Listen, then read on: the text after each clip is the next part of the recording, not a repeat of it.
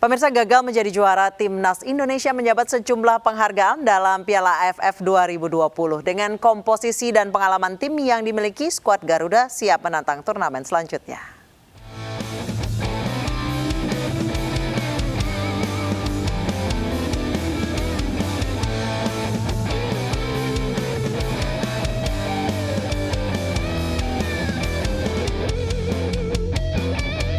Timnas Garuda kembali harus menunda meraih gelar Piala AFF untuk pertama kalinya.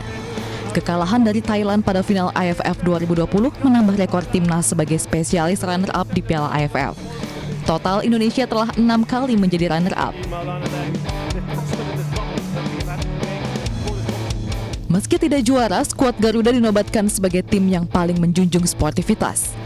Bahkan bek kiri Pratama Arhan dinobatkan sebagai pemain muda terbaik Piala AFF 2020.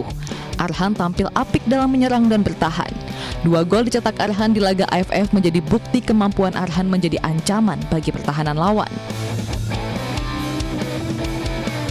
Dengan bekal tersebut, pelatih Sintayong justru semakin percaya diri, apalagi rata-rata usia pemain timnas yang berlaga di Piala AFF adalah pemain muda. 13 orang masih berusia di bawah 23 tahun dan hanya 2 pemain yang berusia di atas 30 tahun. Dengan komposisi tim yang sudah ada, Sintayong yakin menyongsong turnamen ke depan. Indonesia dijadwalkan mengikuti beberapa turnamen sepanjang 2022, diantaranya Piala AFF usia 23 pada Februari, SEA Games pada bulan Mei, dan kualifikasi Piala Asia. Timnas pun kini diharapkan bisa bangkit menatap turnamen selanjutnya. Meski di final Piala AFF 2020 skuad Garuda kalah, namun Garuda tetap terbang dengan gagah. Pemirsa, apa evaluasi dan bagaimana melihat potensi skuad Garuda ke depan? Sudah bergabung bersama kami pengamat sepak bola Bung Abdul Haris dan mantan striker Timnas Budi Sudarsono. Selamat malam Bapak-bapak. Selamat malam. Selamat malam. Baik, saya ke Mas Budi terlebih dahulu. Mas Budi, bagaimana Anda melihat sepanjang AFF 2020, bagaimana kinerja atau pertandingan dari Timnas Indonesia? Pemain muda ini yang diisi oleh pemain-pemain muda. Saya rasa sangat luar biasa ya. Kalau dilihat dari awal sampai akhir, menurut saya itu pencapaian yang sangat luar biasa bagi timnas yang sekarang ini. Karena emang dihuni pemain-pemain di bawah 23 tahun lah, rata-rata 23 tahun itu. Itu menurut saya sangat luar biasa lah, sangat luar biasa sekali. Baik, Mas Budi sebagai mantan striker dari Timnas, apakah Anda melihat striker Indonesia, Timnas Indonesia yang main di AFF 2020 ini sudah tampil dengan sangat prima? Kalau saya rasa emang agak kurang Mbak ya. Untuk 3 tahun ke belakang memang kita ini emang agak susah untuk cari striker di Indonesia karena emang liganya emang dihuni pemain-pemain asing biasanya kalau di posisi striker itu. Baik, saya ke Bung Abdul Haris. Bung Haris, Anda melihatnya sepanjang AFF ini seperti apa? Bisa dibilang ini adalah ke-6 kalinya Indonesia jadi runner-up. 5 laga sebelumnya, AFF sebelumnya diisi oleh pemain-pemain senior. Sementara yang ini adalah pemain-pemain muda. Hanya 2 yang di atas 30 tahun. Sisanya bahkan di bawah 25 tahun. Iya, kalau saya pikir ini beda antara 5 kali final terdahulu dengan skuad senior dan 5 terdahulu itu kita datang biasanya selalu jadi salah satu tim favorit untuk juara. Sekarang kita datang dengan pemain muda 23,8 tahun rata-rata usianya. Dan juga kalau kita lihat banyak sekali media-media luar terutama Malaysia meremehkan kita. Indonesia tidak akan lolos grup, kemudian juga tidak akan bicara banyak. Kenyataannya kita bisa juara grup di fase grup, kemudian bahkan juara bertahan Vietnam ada di bawah kita, Malaysia runner up musim lalu ada di bawah kita, tidak lolos. Dan kita lolos ke final, ini sebuah kebanggaan buat kita. Potensi pemain-pemain muda ini perlu dipertahankan. Meskipun gagal juara, tapi kita lihat bagaimana para pemain muda terutama di leg kedua, mereka setelah 3 hari sebelumnya kalah dengan skor telak 0-4, langsung tampil luar biasa dalam tempo 3 hari. Mentalnya berubah, permainannya berubah. Ini luar biasa, ini potensi luar biasa buat tim nasional Indonesia ke depannya. Baik, Bung Abdul Haris, berarti bisa dibilang Garuda Muda ini sudah teruji dong secara mental untuk turnamen berikutnya. Iya, memang kalau kita lihat di leg pertama final menghadapi Thailand, mereka tampak kurang berpengalaman ya. Ini agak-agak kaget mereka, terutama kebobolan di 2 menit awal. Dan setelah itu mereka salah passing, down intinya. Kalah pengalaman dengan para pemain Thailand. Tapi di leg kedua mereka bermain lepas, mereka bermain dengan percaya diri, mampu fight dengan pemain-pemain senior Thailand. Dan hasilnya luar biasa. Dan kalau ke depannya saya pikir dengan modal awal ini sebuah proses.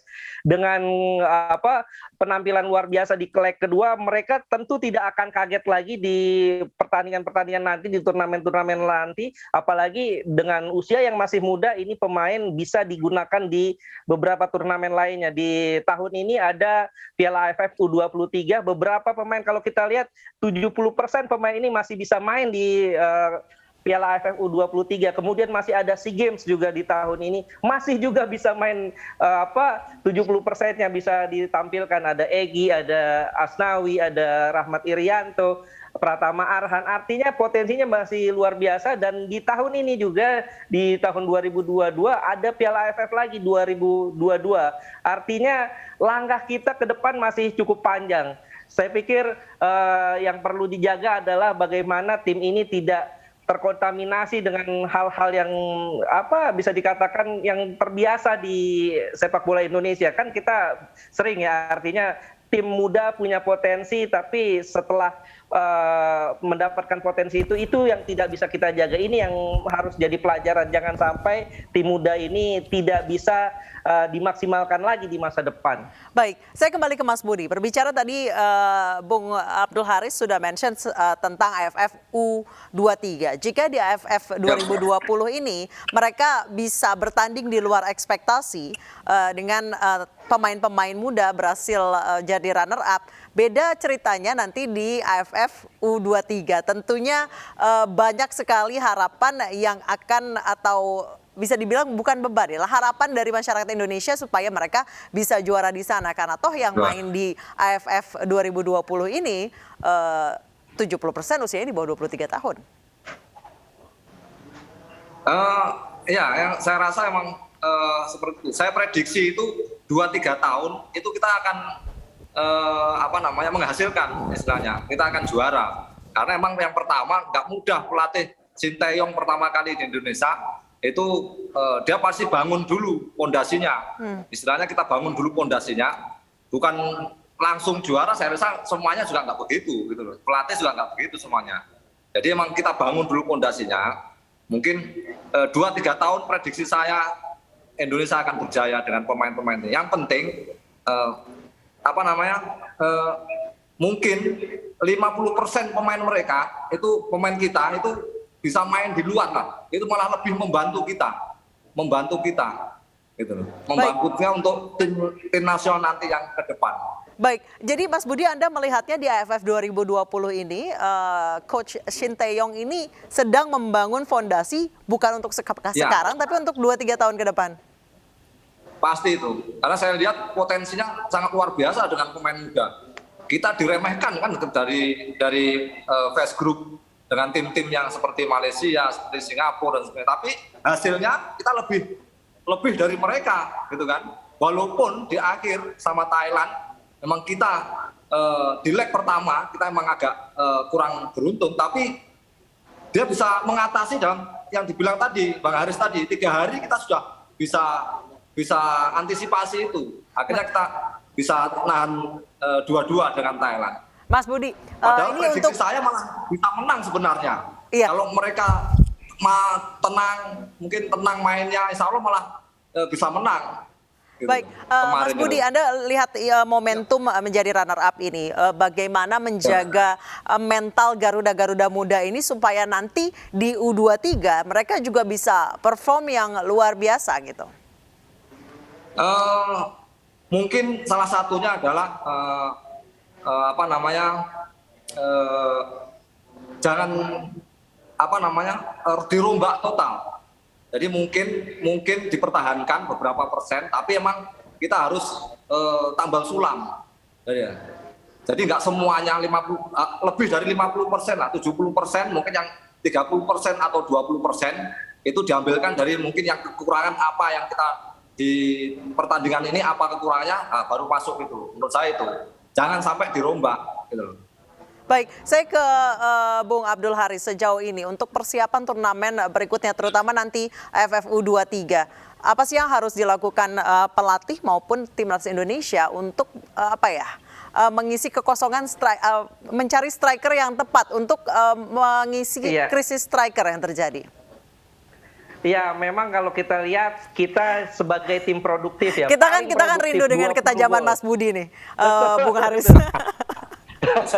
Kita menjadi tim paling produktif dengan 20 gol ya, tapi sayangnya di porsinya striker ini hanya cetak 2 gol ya, Ezra Walian. Sementara Yudo, Dedik, dan Hanis Sagara tidak cetak gol. Ini yang jadi PR besar buat Coach Sintayong. Bagaimana nanti di turnamen-turnamen mendatang mencari kelemahan itu, mencari titik temu bagaimana caranya mengatasi lemahnya striker kita. Memang betul seperti yang Mas Budi katakan, permasalahan utama kita kenapa kita miskin sekali striker, karena memang di liga kita tidak ada kesempatan buat para striker-striker lokal untuk berkembang. Karena mayoritas, bukan mayoritas, semua